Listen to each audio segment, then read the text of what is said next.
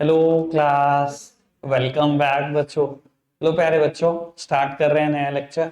वो past year question start कर रहे हैं रूरल डेवलपमेंट से। बेटा चैप्टर दो पार्ट में डिवाइडेड था। पहले बेटा हमने बात करी रूरल क्रेडिट की या एग्रीकल्चर क्रेडिट की, और फिर बेटा एग्रीकल्चर मार्केटिंग की। बेटा पहले मार्केटिंग वाला पोर्शन करा रहा हूँ, ठीक है ना जी, और फिर बेटा हम शिफ्ट करेंगे एग्रीकल्चर क्रेडिट पर।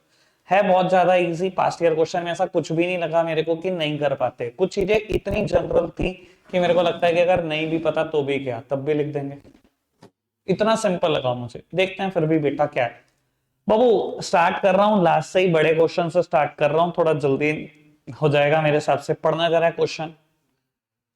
Bring out the importance of animal husbandry, fisheries and horticulture as a source of diversification. यानी कि पूरे पूरे तीनों टॉपिक लिखने हैं, खत्म कहानी।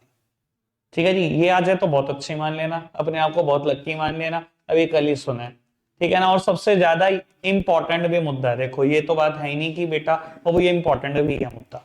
बाबू एक और बहुत इजी क्वेश्चन मैंने लिख दिया कि गुड क्वेश्चन पर है बहुत easy, आप खुद भी लिख सकते थे। Differentiate between green revolution and golden revolution.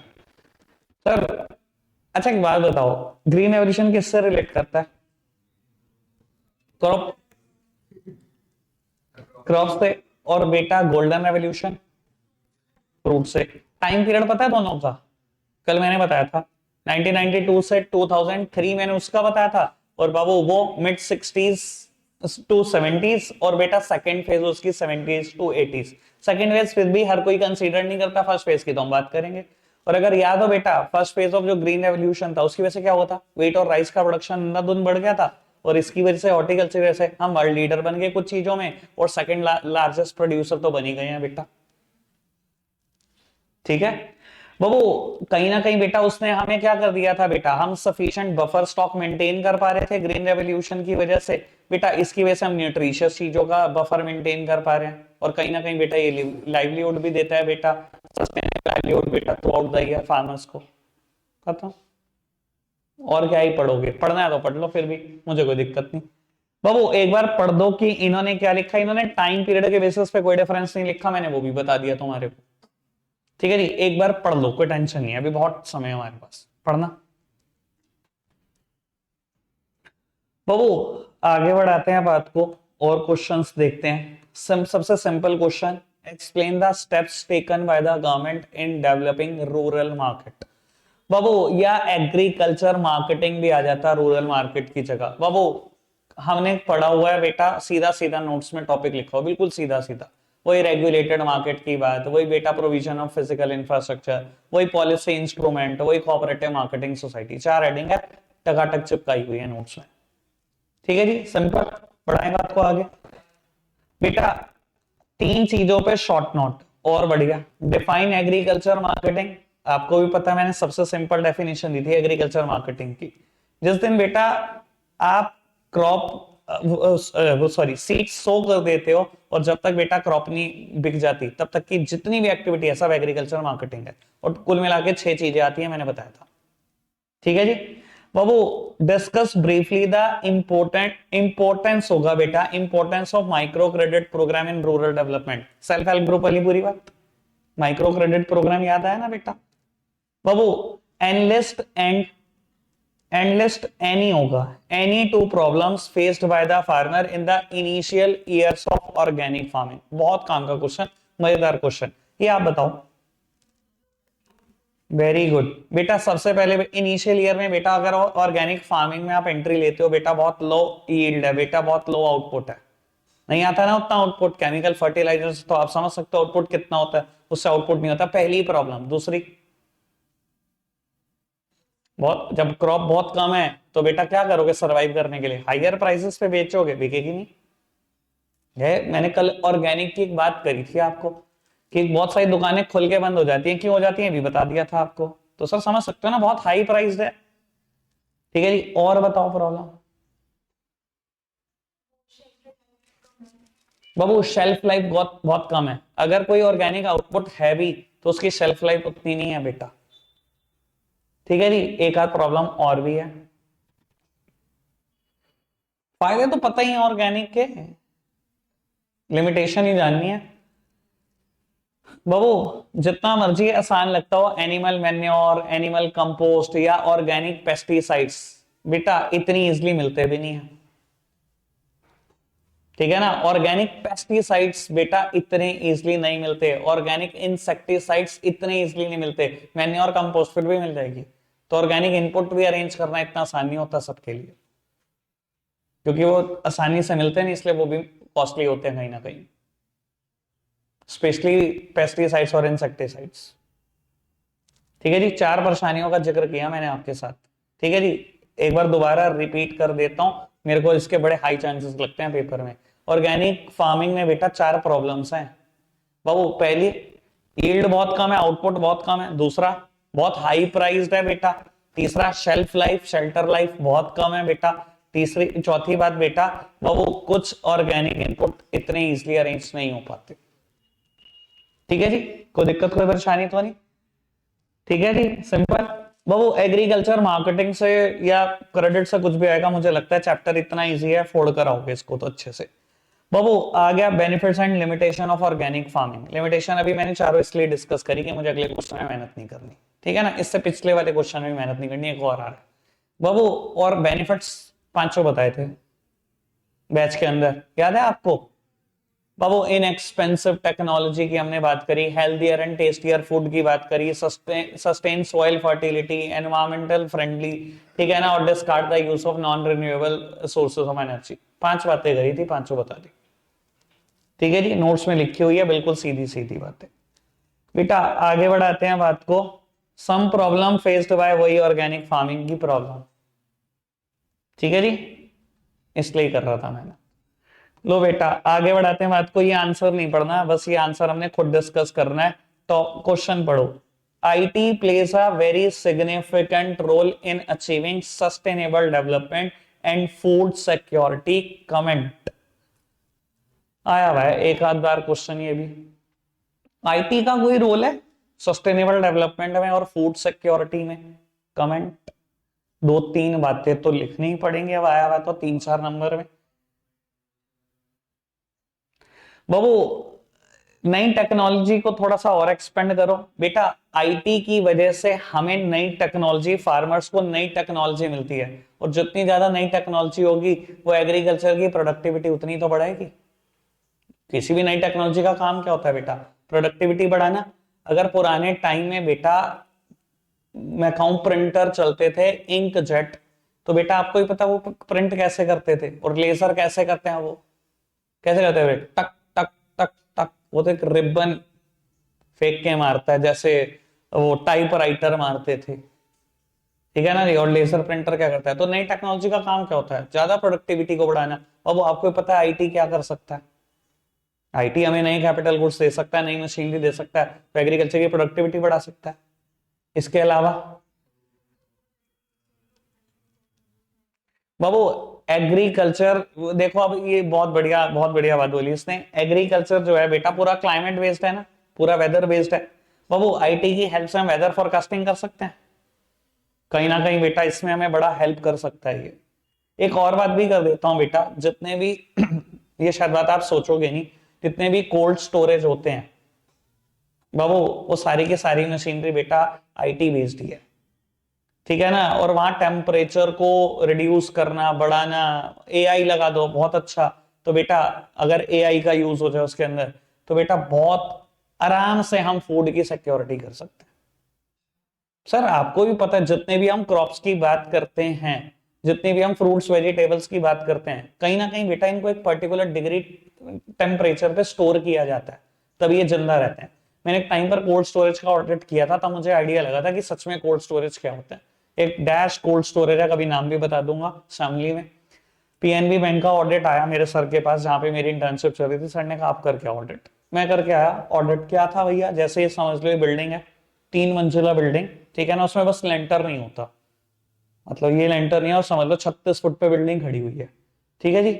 और बाबू छोटे छोटे दरवाजे लगे हुए हैं 4-5 जगह पर, एक ही तरफ, पीछे वाली तरफ अलग, साइड वाली तरफ अलग, ठीक है।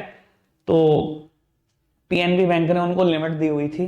पीएनबी बैंक ने कहा वेरीफाई करके आओ स्टॉक। तो मैंने पूछ लिया भैया क्या स्टोर कर रखा है? दिसंबर के दिन थे, कह रहे बनाना स्टोर कर रखे हैं। मैंने कहा अच्छा। मैंने कहा क्या टेम्परेचर होगा अंदर? कहता 3 डिग्री सेल्सियस है। मैंने कहा अच्छा। मैंने कहा मैं तो जाऊंगा अंदर। कह रहे क्या करोगे जाके? कुछ नहीं, सब ठीक है। अब जब कोई ऐसे कह देता है तो सीए का दिमाग में और शक आता है। मैंने कहा अच्छा मैं तो बिल्कुल जाऊंगा भैया, अब तो पक्का देखूंगा क्या है। मैंने दरवाजा खोला, मैं अंदर गया। ऊपर तक करेट के करेट लगे हुए, इतने बनानास, और सब 3 डिग्री पे चल रहा है। और एक दाग नहीं आता, एक भी दाग नहीं आता बनाना में अगर 3 डिग्री पे स्टोर किया जाए। मुझे उस दिन पहली बार पता लगा। तो हर क्रॉप के लिए बेटा एक अलग टेम्परेचर है जो प्री डिसाइडेड है। ये सब आईटी की वजह से हो रहा है। क्लियर है बेटा बात? समझ में आती है बात? तो फूड सिक्योरिटी के लिए कितनी इंपॉर्टेंट चीज आप समझ सकते हो। ठीक है बेटा, कोई दिक्कत कोई परेशानी तो नहीं? बढ़ाएं बात को आगे। लो बेटा पढ़ना, सिर्फ क्वेश्चन पढ़ना है, आंसर तो है ही, सिंपल है। Explain the role of non farm employment in promoting rural diversification. Non farm employment वही एनिमल हस्बेंड्री, वही हॉर्टिकल्चर, वही बेटा फिशरीज। वो लिखा जाएगा, सिंपल क्वेश्चन है। Do you think various measures taken by the government to improve agriculture marketing are sufficient? Discuss. बेटा government ने मेजर किया लिए, वही रेगुलेटेड मार्केट, वही पॉलिसी इंस्ट्रूमेंट, वही कोऑपरेटिव मार्केटिंग सोसाइटी। तो वो पूछता है आपसे क्या ये जो मेजर्स गवर्नमेंट ने लिए सफिशिएंट है? सर सफिशिएंट होते तो 10% क्रॉप आज भी सड़कों पे ना होती। बड़ी सीधी सी बात। तो हमें तो वैसे भी कहना सफिशिएंट नहीं है, कमी निकाल लो उनमें से। कमी तो निकालनी है, वो तो निकालनी है, सफिशिएंट तो आई नहीं।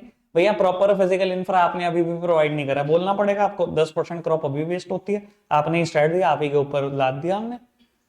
ठीक है जी बाबू। एक और बात, कोऑपरेटिव मार्केटिंग सोसाइटी बेटा ठीक है, लेकिन over a period of time बेटा इसका क्रेज कम हुआ है। क्यों? कहीं ना कहीं बेटा लोग मानते हैं कि गवर्नमेंट का इंटरवेंशन ना बड़ा जरूरी होता है। आपने तो परमिशन दे दी, कोऑपरेटिव मार्केटिंग सोसाइटी बना लो, आपस में सारे फार्मर्स मिल जाओ। सर 1,000 2,000 लोग मिल जाते हैं, सबका बिहेवियर एक जैसा होता है क्या?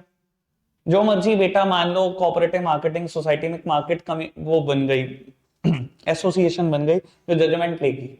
ठीक है ना? कोई भी कोऑपरेटिव सोसाइटी कैसे चलती है? इलेक्शन होते हैं, एक कमेटी फॉर्म होती है, वही फर्दर जजमेंट देती है जी ये चेयरमैन है, वाइस चेयरमैन है, ये सेक्रेटरी है, सब कुछ वैसे चलेगा। अब बाबू 1,000 बंदे आप सब आपके डिसीजन से सेटिस्फाई हो या आपके बिहेवियर से मैच करते हो, ऐसा होगा नहीं।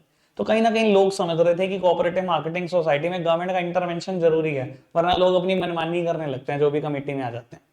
तो ये भी एक कमी रही है। ठीक है जी, वो लोग के बात समझ में आई? आगे बढ़ाएं बात को। लो पुत्र देखते हैं आगे। ऑल्टरनेटिव मार्केटिंग चैनल की बात है जिस पे डिस्कशन नहीं करना, नहीं करना, डायरेक्ट क्वेश्चन है बिल्कुल। ठीक है ना? हमने पढ़े हुए हैं चारों, चिपकाते हैं। Mention some obstacle that hinder the mechanism of agriculture marketing and create a need for the government to interfere in this sector. बाबू आपको क्या लगता है एग्रीकल्चर मार्केटिंग में कौन कौन सी ऑब्स्टेकल थी जिसकी वजह से गवर्नमेंट को इंटरवेंशन करना पड़ा? देखो एक बात बता देता हूं, 4 चीजें वो दिमाग में रखो जो जो गवर्नमेंट ने की हैं। ठीक है ना? और वहीं से ही ऑब्स्टेकल बना दो। रेगुलेटेड मार्केट है, याद है हमने क्या क्या किया था? वहां परचेज और सेल को रेगुलेट करती है मार्केट कमेटी, क्योंकि पहले पुराने टाइम में क्या होता था, आप वेट का यूज नहीं करते थे प्रॉपर मेजर का, वो ईट यूज कर लेते थे ना।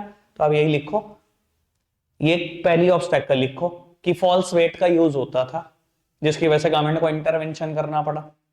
समझ आई बात? कोऑपरेटिव मार्केटिंग सोसाइटी उससे रिलेटेड एक ऑब्स्टेकल बनाओ कि लोग इकट्ठे नहीं थे तो उनकी बार्गेनिंग पावर नहीं थी। अगर कोई स्मॉल फार्मर है जिसके पास प्रोड्यूस नहीं है तो बार्गेन नहीं कर पाता था, वहीं से ही ऑब्स्टेकल मैंने बना दी। दूसरी बात थी फिजिकल इंफ्रा वाली, लोगों के पास प्रॉपर स्टोरेज फैसिलिटी नहीं थी, उनकी क्रॉप बहुत सारी वेस्ट जाती थी, ये तीसरी ऑब्स्टेकल है। चौथी बात में पॉलिसी इंस्ट्रूमेंट में भी 3 बातें थी, बस खाली अगर एमएसपी वाली बात को भी एक्सप्लेन कर दोगे तो ठीक है, कि फार्मर सुसाइड कर लेता था अगर उसकी क्रॉप का सही दाम नहीं मिलता था। तो गवर्नमेंट के लिए ये भी एक चैलेंज था जिसकी वजह से गवर्नमेंट ने स्टेप्स लिए। तो ऑब्स्टेकल वहीं से बनाई मैंने स्टेप से, अगर इनका आंसर पढ़ोगे मेरे से मैच नहीं करेगा। और ठीक ठीक ही है, मैंने ऑब्स्टेकल वहीं से बनाई। ठीक है जी, लो पुत्र आगे बढ़ाते हैं बात को। Why is agriculture diversification essential for sustainable livelihood? वही अगेन वही बात है, एग्रीकल्चर डाइवर्सिफिकेशन क्यों जरूरी है, वही एनिमल हस्बेंड्री, हॉर्टिकल्चर, वो क्यों जरूरी है। अब सर रीजन आपको पता है क्यों जरूरी है। थ्रू आउट द ईयर काम नहीं है फार्मर के पास। अगर थ्रू आउट द ईयर बेटा चाहिए तो बाबू करना ही पड़ेगा बेटा कहीं ना कहीं डाइवर्सिफिकेशन। ठीक है, ये क्वेश्चन बहुत अच्छा, बहुत ही तगड़ा क्वेश्चन मुझे जो एक आध लगा उनमें से एक है ये। Explain the role of MNCs in rural development. अब दिमाग में तो आ ही रहा होगा एमएनसीज और रूरल डेवलप क्या रिश्ता और नाता भैया। ठीक है ना, तुम तो घुसते हुए इंडिया के गांव में, तुम्हें तो सीधा एक पका पकाया शहर चाहिए अच्छा सा, बेंगलोर मिल जाए तुम्हें, मुंबई मिल जाए, तुम कहां से घुस जाते हो भैया हमारे रूरल एरिया में जो रूरल डेवलपमेंट में हेल्प कर रहे हो, पर सर कर रहे हैं। ठीक है जी, आंसर इज वेरी इंपॉर्टेंट। एक बार पढ़ दो, एक ही बारी में क्लिक कर जाएगा, पढ़ना। ये बाबू बाबू स्पेशली बात चल रही है बेटा उन ब्रांड्स की जिनका बेटा कहीं ना कहीं फूड से रिलेटेड बिजनेस है। अगर आप बात करो वही डोमिनोज, वही केएफसी की, बेटा ये सब ये करते हैं और एक्चुअली में करते हैं। ठीक है, समझ आई बेटा बात। इससे पिछला क्वेश्चन भी शायद सेम ही है, लगभग सेम है क्वेश्चन, आंसर यही लिखना है, पढ़ना। सेम बात लिखनी है, जो अभी लिखी थी वही लिखनी है। बस यहाँ ग्लोबलाइजेशन की बात है, वहां एमएनसीज की। ग्लोबलाइजेशन का सबसे तगड़ा इंपैक्ट यही हुआ कि एमएनसीज की एंट्री हुई इंडिया में। चलो जी, पढ़ना। What is the role of buffer stock in the context of agricultural marketing. ये तो मैं आपसे पूछूंगा, बफर स्टॉक का क्या रोल है एग्रीकल्चर मार्केटिंग में। हैंड रेस कर लो यार, ऐसे नहीं मजा आता। दो, फिर ये दो, कुछ और, कोई और बताओ भैया। एग्रीकल्चर मार्केटिंग में बहुत सारी एक्टिविटी आती है ना, बफर स्टॉक का क्या रोल है।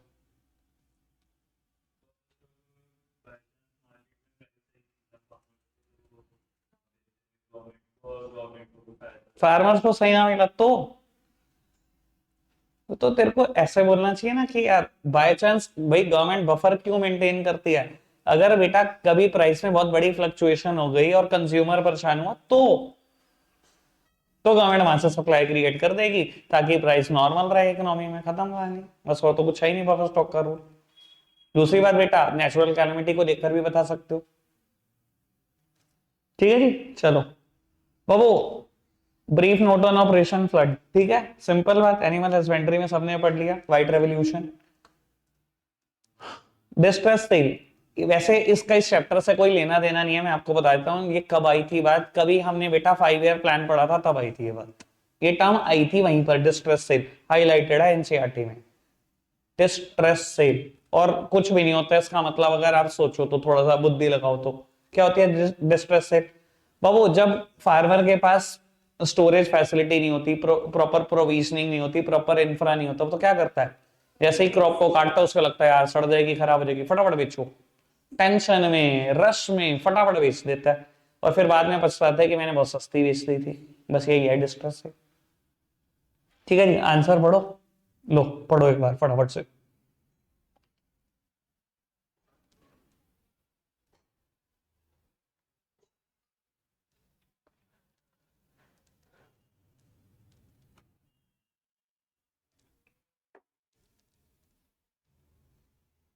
All done, all okay. IDs आना मैक्रो, मिली जुली रहे। जो चीज लोगों को मुश्किल लगे तुम्हें वैसे भी आसान लगनी चाहिए, ध्यान रखना, तभी मजा आएगा। आइडिया आसान लगनी चाहिए। चलो डन है, आगे बढ़ाएं बात को। 100 में से 99 आ गए ना, कईयों से एक्सपेक्टेशन है मेरी भाई साहब, इसी पंखे से टांग दूंगा। पढ़ना। What is the importance of developing proper strong facility, proper storage facility in rural area. बस बेटा पढ़ना। What is the importance of developing proper storage facilities in rural area. Sir general question है, लिख दोगे क्या इंपॉर्टेंस है बेटा storage facility की रूरल एरिया में, यार इतना तो पता होना चाहिए, वरना क्या होगा, अगर पिछले क्वेश्चन को बेस बना तो भी काम हो जाएगा, वरना फार्मर क्या करेगा पता ही है ना तुम्हें, और फिर कहीं ना कहीं बेटा लोन भी नहीं उतार पाएगा, वही सब दिक्कतें। पढ़ना है बेटा फटाफट से।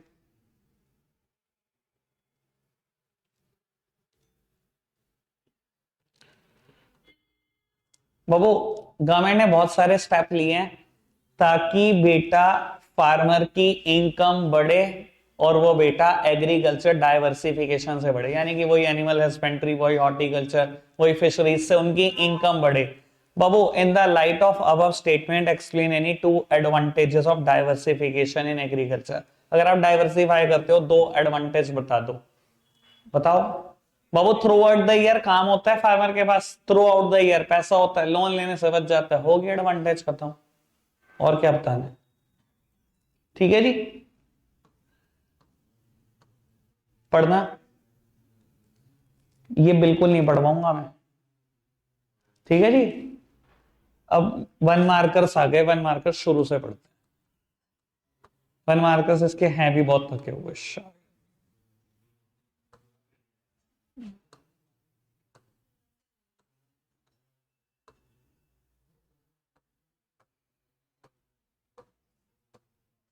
लो बेटा फटाफट से पढ़ना।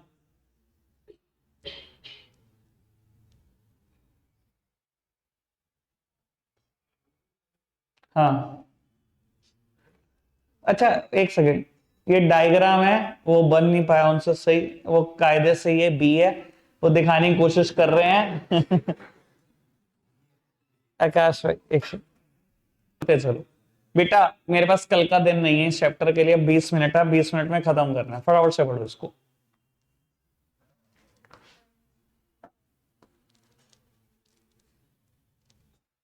एग्रीकल्चर मार्केटिंग में कोई ट्रांसपोर्टेशन की बात होती है खाली? है? हाँ वही तो, पढ़ना चाहिए फटाफट से। नेक्स्ट वन, अभी बात बोली मैंने, नोट्स में भी एज इट इज लिखी हुई है, ठीक है जी। एग्रीकल्चर डाइवर्सिफिकेशन पढ़ाना नहीं भैया, अभी इतनी सारी बातें एग्रीकल्चर डाइवर्सिफिकेशन पे ही हुई है, ये पढ़ना। ये बात मैंने अभी की है आपसे,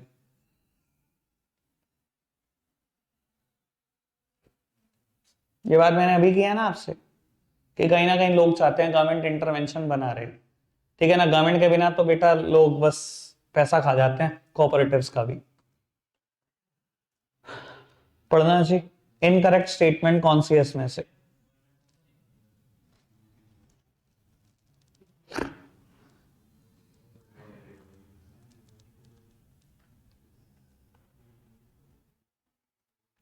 वो इनकरेक्ट कौन सी है पता लग गया होगा, ठीक है ना, सिंपल। इनमें से इनकरेक्ट कौन सी है देखो बराबर से बताओ मेरे को।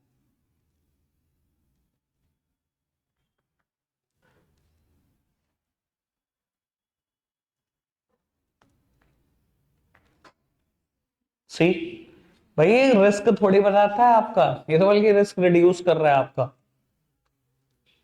कुछ नहीं। एग्रीकल्चर प्रोडक्टिविटी क्या है सर, यहां से तो क्वेश्चन रिलेट भी नहीं करता। अगर चैप्टर 1 याद करो तब मैंने एग्रीकल्चर प्रोडक्टिविटी की बात की थी आपसे कभी ना कभी, तब हेडिंग आई थी low level of productivity. Agriculture में प्रोडक्टिविटी क्या होता है वैसे? Output per hectare of land, खत्म कहानी, ये नहीं लिखना कुछ भी।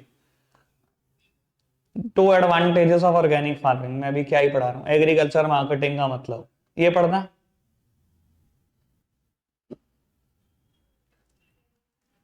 ठीक है जी।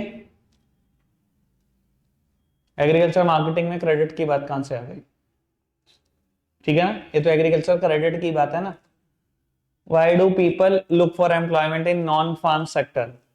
पता है भैया, टू नॉन फार्म एक्टिविटीज पता है, बस बाकी की मुझे जरूरत नहीं है। कौन कौन से स्टेट में बेटा फिशिंग की फैसिलिटी है वो भी पता है, कल बात करी है इसकी,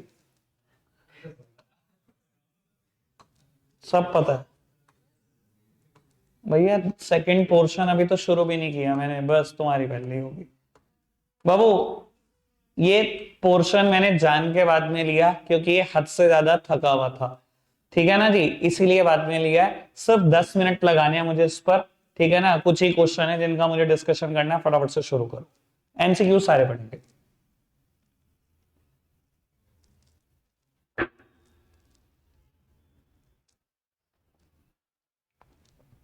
ठीक है पुत्र। Dash is an apex institution, पढ़ भी लेना। सुप्रीम कोर्ट वो भी एपेक्स इंस्टीट्यूशन है। आरबीआई, सुप्रीम कोर्ट बाबू, पढ़ना चाहिए।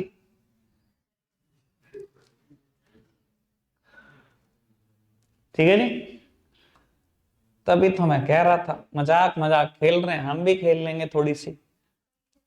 नहीं बाबू, आज ही खेल लेते हैं, मजाक मजाक खेल लेंगे।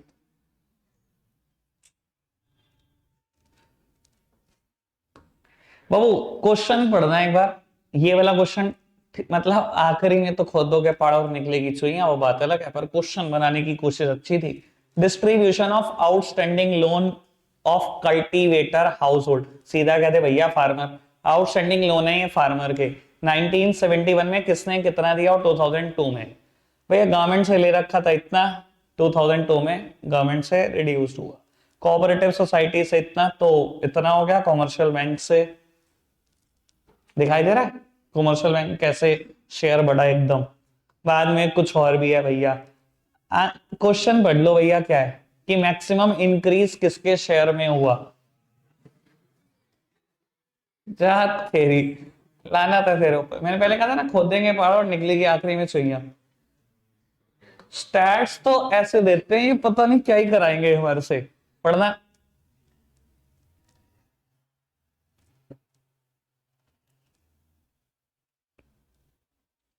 Have done.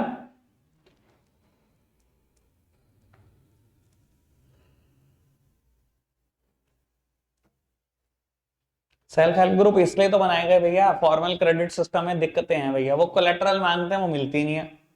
यहाँ क्या होगा, कमेटी डलनी है भैया, सबको ही मिलेगी। पोल कर रहे हैं रिसोर्सेस बेसिकली, और गवर्नमेंट अलग कुछ हेल्प करेगी, CISF याद हो तो, कल याद करने को दिया था बाबू, पढ़ना। ठीक ठाक क्वेश्चन,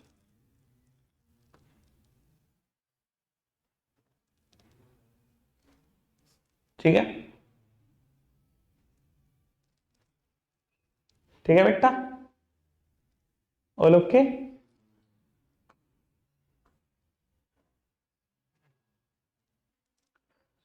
एपेक्स, अच्छा एपेक्स, आगे बढ़ाते हैं बात को। बाबू मेरे को ना इस क्वेश्चन का आंसर गलत लगा है, ठीक है, एक बार आप पढ़ दो फिर भी कर लेते हैं बात। इस क्वेश्चन का आंसर मुझे गड़बड़ लगा, मैंने टिक तो कर दिया बस।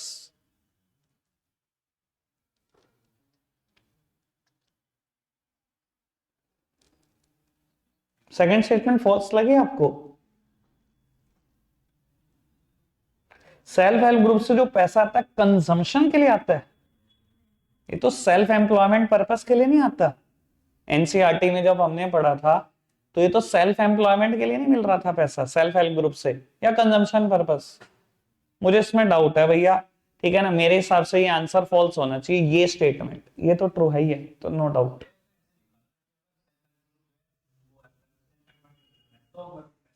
हाँ वो तो बात ठीक है, फिर भी सेल्फ हेल्प ग्रुप से पैसा क्या होता है बाबू, आप रिसोर्सेस पूल क्यों कर रहे हो? खाने के लिए कंजम्पशन करोगे उस पैसे की?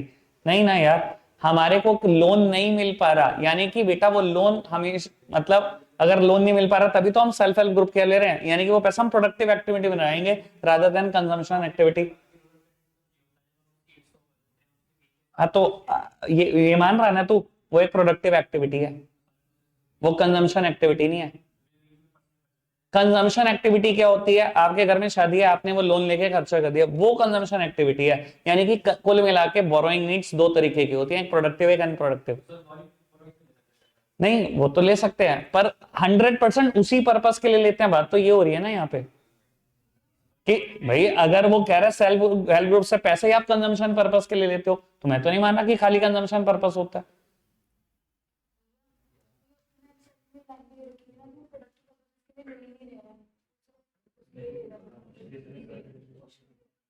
अगर ये दे रखा तो फिर तो ठीक है, पक्का है।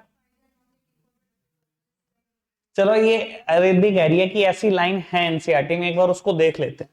ठीक है जी, एक बार इस क्वेश्चन को पेंडिंग रखते हैं, अभी देखेंगे बैच के बाद, अगर ये है तो फिर ये बिल्कुल ट्रू है। ठीक है बेटा, बढ़ाएं बात को आगे, चलो ये देखना।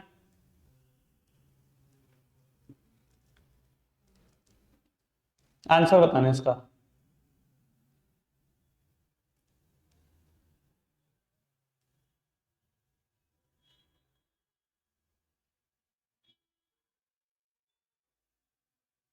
बी। स्टेटमेंट तो दोनों ठीक है पर उसका परफेक्ट रीजन तो नहीं है, ये तो बात ही अलग अलग कर रखी है। ये क्वेश्चन बहुत सिंपल है, 5-6 फटाफट देखना।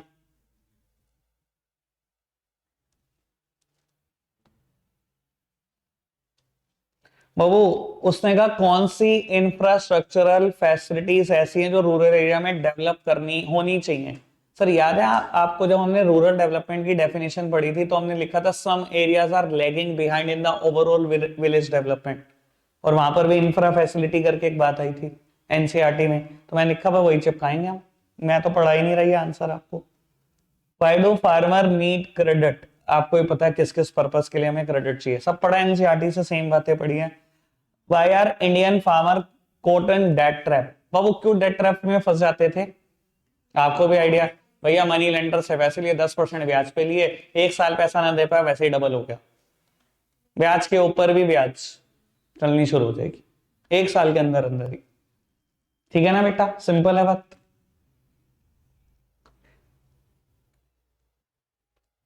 सिंपल क्वेश्चन, ठीक है बाबू। Meaning of rural development note से, रूरल क्रेडिट का मतलब नोट से, दो इंस्टीट्यूशनल सोर्सेस, ठीक है भैया। बाबू क्वेश्चन पढ़ना, explain the importance of credit availability to farmer in rural development. Sir आपको पता है क्या इंपॉर्टेंस है फार्मर के लिए क्रेडिट की, नहीं मिलेगा तो सर्वाइव भी नहीं कर सकता, ठीक है ना जी। माइक्रो क्रेडिट प्रोग्राम, ठीक है जी। ये एक क्वेश्चन है जिसपे मुझे चर्चा करनी है, पर बाबू ये 3 मार्क क्वेश्चन है, सेम क्वेश्चन 6 मार्क में है, वहां करूंगा चर्चा। एक बार क्वेश्चन पढ़ लो। critically evaluate the role of rural banking system in the process of rural development in India. Role of rural banking in the process of rural development. बाबू है banking का role rural development में, बाबू जब 6 mark में आएगा तो advantages और disadvantages दोनों की चर्चा करेंगे कि रूरल बैंकिंग वैसे क्या क्या अच्छा हुआ रूरल डेवलपमेंट में, और क्या क्या बेटा बैंक नहीं कर पा रहा आज भी, वो तो पता ही है क्या क्या नहीं कर पा रहा, ठीक है ना। मैं एक बार सीधा उसी 6 मार्क क्वेश्चन पे लेकर जा रहा हूं, यही क्वेश्चन है सेम, अभी रीड कराता हूं आपको, ठीक है जी, फिर चर्चा करूंगा, फिर वापस आते हैं बेटा। 2-3 क्वेश्चन की मुझे और चर्चा करनी है, ज्यादा नहीं बचा मेरे पास।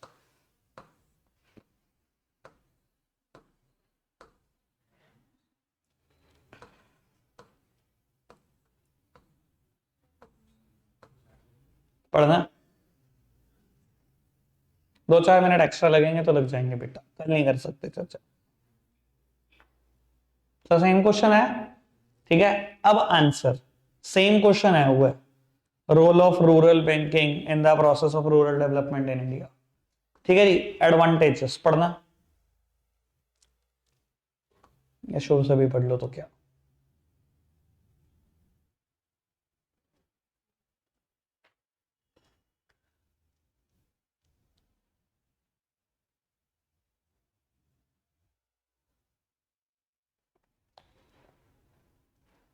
ठीक है, बड़ी बहुत सारी स्कीम्स तो सरकार ऐसे ही लाती है ना, सेल्फ एम्प्लॉयमेंट में आ रहे हो तो चलो ठीक है ले लो लोन, ठीक है ना जी। जैसे कि बाबू एक स्कीम आई थी, क्या बोलते थे इसको, अभी एक स्कीम चल रही थी गवर्नमेंट ऑफ इंडिया की, मैं तो स्कीम भी भूल गया,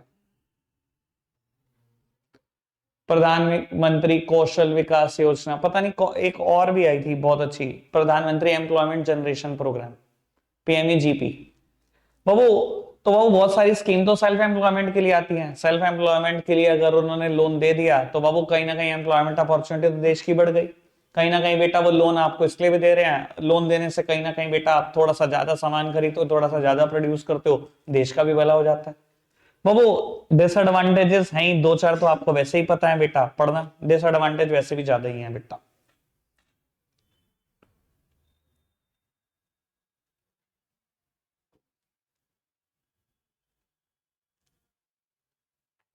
कुछ भी समझना है चारों में से पूछो, अभी तो कोलेट्रल वाली बात नहीं करी, इसने तो बात ही नहीं करी, कोलेट्रल भी एक लिमिटेशन है, सबके पास कहाँ है फार्मर के पास।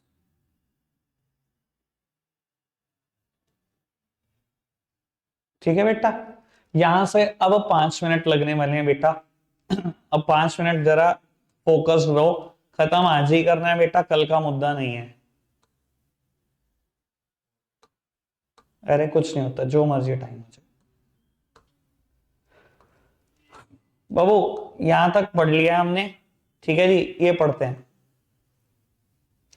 3 challenges facing rural development in India, वही लिखना है, area lagging behind in overall village development. जो 3 समझ में आए, 2 तो क्लियर ही है, एग्रीकल्चर मार्केटिंग, एग्रीकल्चर क्रेडिट, एक कुछ भी लिख देना, इंफ्रा लिख देना, खत्म होगी कहानी। बोरोइंग नीड्स ऑफ फार्मर, पहले ना मैंने सोचा जब इसने कहा categorise the borrowing needs of farmer, मैंने तो सोचा मैं नोट्स वाली बात लिखूंगा, short term need, medium term और लॉन्ग टर्म, जो मैंने लिखी थी 6 to 12 मंथ, 1 to 5 ईयर और 5 to 20।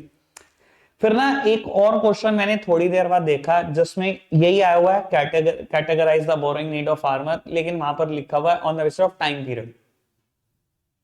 ठीक है जी, फिर मैंने सोचा नहीं भाई, फिर मैं इसमें आंसर नहीं लिखूंगा, मुझे देखना पड़ेगा on the basis of time period वो पूछ रहा है कि नहीं पूछ रहा। ठीक है जी, अगर नहीं पूछ रहा तो मैं ऐसे ही लिखूंगा बोरोइंग नीड, ये वही बात है जो मैं क्रिस से कर रहा था। पढ़ना जरा।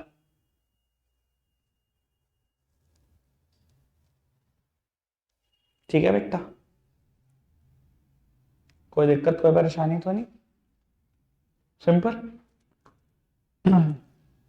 किसान क्रेडिट कार्ड कैसे हेल्प कर रहा है बेटा रूरल पॉपुलेशन की? सर देखो, आप नॉर्मल क्रेडिट कार्ड की भी चर्चा कर दोगे मुझे चलेगा, वही होता है किसान क्रेडिट कार्ड भी, बस एक हल्का सा फर्क है, वो मैं अभी बता देता हूँ।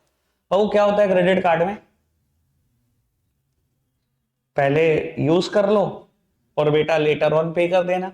हर बैंक 45-50 दिन दे देता है आपको विदाउट इंटरेस्ट पे करने के लिए, ठीक है ना जी। तो किसान क्रेडिट कार्ड में फर्क क्या होता है बेटा, जितनी आपके पास जमीन होती है उसके हिसाब से उसकी लिमिट होती है, ठीक है ना जी। आपके पास 20 बीघा जमीन है तो मान लो उसकी क्रेडिट लिमिट है 2 लाख, आपके पास 50 है तो आपकी लिमिट है 5 लाख, आपके पास 100 बीघा है तो उसकी लिमिट है, ऐसा एक्सटेंड करती है, बस और कुछ नहीं होता, काम सारा वही है। अगर आप पढ़ोगे तो कुछ और नहीं बेटा, सिमिलर सिमिलर बात लिखी हुई है, ठीक है जी। बेटा function of cooperative credit society बिल्कुल नहीं पता है। एक क्वेश्चन ये, brief right a brief note on सांसद आदर्श ग्राम योजना, ये पता नहीं आपने होश संभाला था कि नहीं संभाला था, ठीक है ना, मोदी जी ने आते ही करी थी लागू, ठीक है ना, कि हर सांसद क्या करेगा, मतलब मेंबर ऑफ पार्लियामेंट अपनी कॉन्स्टिट्युएंसी में एक गांव को गोद लेगा और उस गांव की बेटा डेवलपमेंट देखेगा, खुद मॉनिटर करेगा। सचिन उस टाइम पर राज्यसभा का मेंबर इन्होंने अनाउंस किया था, तो सचिन ने भी एक गांव गोद लिया था और उसकी बेटा बहुत सारी तस्वीरें आती थी 1-1.5 साल तक कि सचिन ने कितनी डेवलपमेंट कर दी जिस गांव को उसने गोद लिया था, ये वो है। ठीक है जी, पढ़ लो, मैंने आपको ब्रीफ में सब कुछ बता दिया कि क्या थी ये योजना।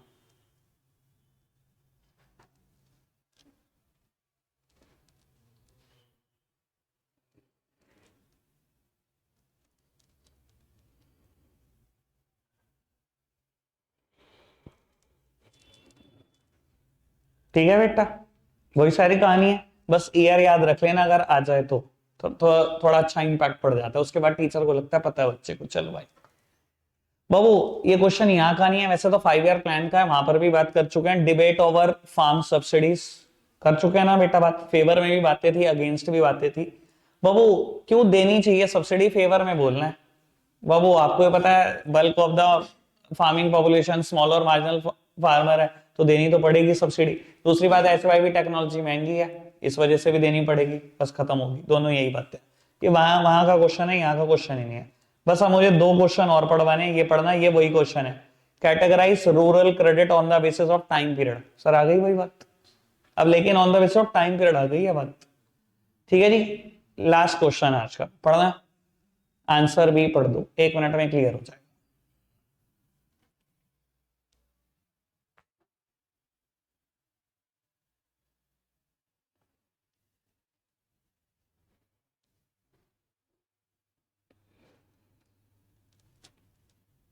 रखते हैं आज के लिए इतना ही है प्यारे बच्चों, बाय बाय।